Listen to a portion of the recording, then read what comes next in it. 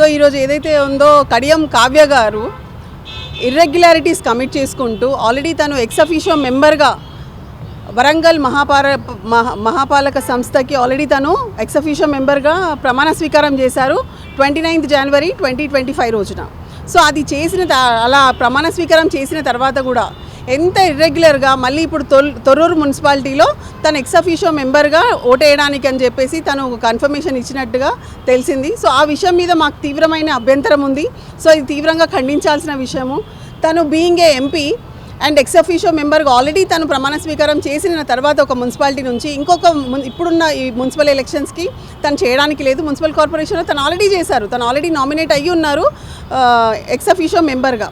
So అదన్నీ కూడా అధిగమించుకుంటూ మళ్ళీ ఇప్పుడు కావాలని చెప్పి ఇప్పుడున్న మున్సిపాలిటీ ఎలక్షన్స్లో ఈరోజు ఏదైతే చైర్మన్ వైస్ చైర్మన్ ఎలక్షన్లో తన ఎక్స్ అఫీషియో మెంబర్గా she is going to franchise her vote. So దాన్ని మేము తీవ్రంగా ఖండించుకుంటూ ఈరోజు కమిషనర్ గారికి కంప్లైంట్ ఇవ్వడం జరిగింది.